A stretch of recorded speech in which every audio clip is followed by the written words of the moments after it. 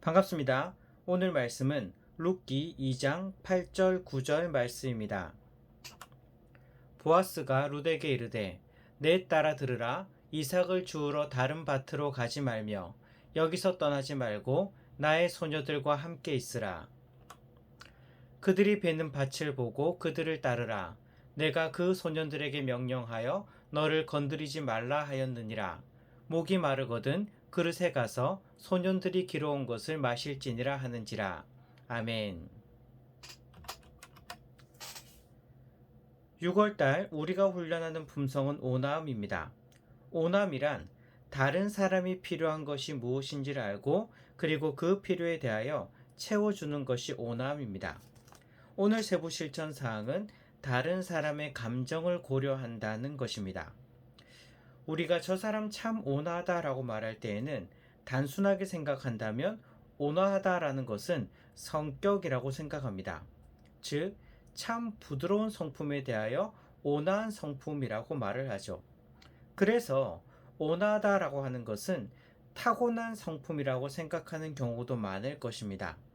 하지만 온화함이라고 하는 것은 단순히 부드러운 성품 그 이상입니다.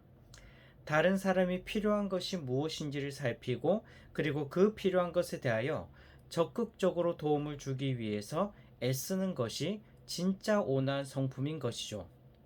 그러기 위해서는 내가 중심이 되어서는 온화할 수 없습니다. 내 입장이 우선이고 내 감정이 우선이면 다른 사람이 필요한 것이 무엇인지에 대하여 잘 보이지도 않을 뿐더러 내 감정이 우선이니 다른 사람에 대하여 온화하게 대하기보다는 기분 안 좋으면 쉽게 짜증내게 될 것입니다. 그렇기 때문에 우리가 온화한 품성을 훈련하기 위해서는 내가 중심이 되는 삶이 아니라 다른 사람을 먼저 생각할 수 있는 훈련을 해야 하는 것입니다. 오늘의 실천 사항이 무엇입니까? 다른 사람의 감정을 고려하는 것입니다. 사실 대부분의 사람들이 내 감정이 우선인 경우가 많습니다. 하지만 함께 살아간다는 것은 그리고 온화한 성품을 가진다는 것은 내 감정이 우선이 아니라 다른 사람의 감정까지도 고려하고 배려할 수 있어야 합니다. 오늘 말씀을 봅시다.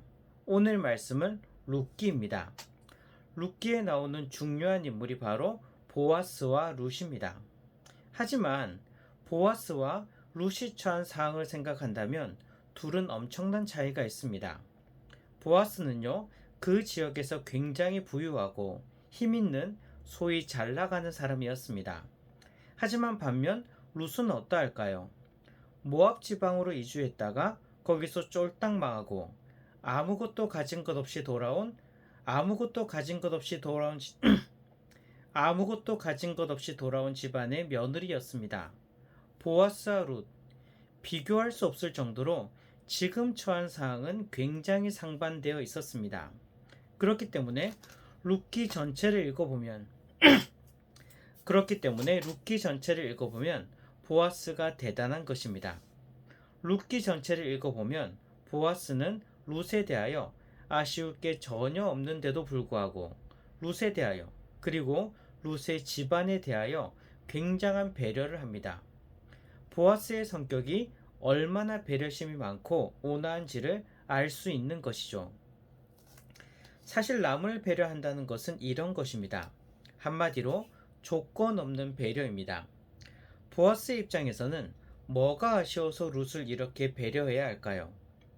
룻을 배려한다고 보아스에게 이득되는 것은 사실 전혀 없습니다. 이해 득실을 따져서 자신에게 이득이 되어야 배려하는 것이 아닌 것이죠. 보아스의 룻에 대한 배려는 한마디로 조건 없는 배려였고 무조건적인 은혜였습니다. 보아스는 바로 이러한 사람이었습니다. 오늘 본문만 봐도 보아스가 어떤 성품인지를 잘 알 수 있습니다. 룻이 이삭을 주우러 나갔습니다. 어떻게 하다 보니 보아스의 밭에서 이삭을 줍게 되었죠. 물론 룻의 입장에서는 어떻게 하다 보니 보아스의 밭에서 주운 것이지만 이 또한 하나님의 철저한 계획 속에 있다는 것을 알아야 합니다. 보아스는 자신의 밭에서 이삭을 쫓고 있는 룻을 발견합니다. 그리고 룻에게 자신의 밭에서 계속해서 이삭을 주어도 된다고 허락을 해주었습니다. 8절을 보시기 바랍니다. 보아스는 룻에게 다른 밭에 가지 말고 여기서 계속해서 이삭을 주어도 된다고 허락합니다. 사실 룻의 입장에서 본다면 이것만 해도 엄청난 배려입니다. 오늘은 어느 밭에 가서 이삭을 주어야 하나? 만약 그 밭에 있는 사람들이 허락하지 않으면 어떡하나? 이런 걱정을 할 수밖에 없는데 밭의 주인이 여기서 주어도 된다고 허락했으니 이런 고민은 이제 안 해도 되는 것입니다. 이것만 해도 엄청난 배려입니다. 그런데 보아스의 성품이 어떠한지는 더욱 구체적으로 추측해 볼 수 있습니다. 구절을 보면 보아스가 이미 자신의 일꾼들에게 룻이 이곳에서 이삭 줍는 것에 대하여 뭐라 하지 말고 가만히 놔두라고 명령했다는 것을 알 수 있습니다. 사실 룻의 입장에서는 이게 얼마나 고마울까요?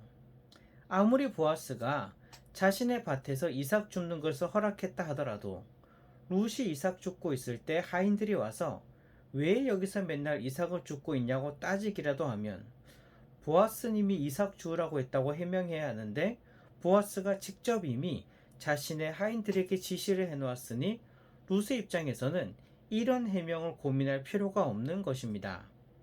더구나 구절을 보시기 바랍니다. 보아스가 소년들에게 이미 룻을 건드리지 말라고 명령해 놓았다는 것을 룻에게 말합니다.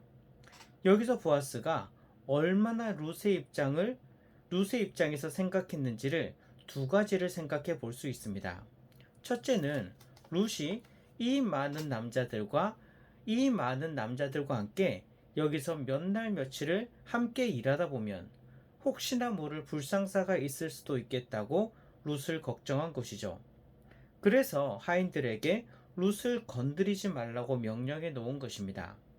이건 룻의 사항에 대한 배려입니다. 그리고 두 번째는 이렇게 말함으로써 룻의 마음이 얼마나 편해지겠습니까? 룻의 입장에서는 남자들과 함께 오랫동안 일을 해야 한다는 것이 한편으로는 불안할 수도 있습니다. 하지만 보아스가 이미 남자들에게 명령해서 룻을 건드리지 말라고 명령해 놓았으니 룻은 얼마나 안심이 되겠습니까?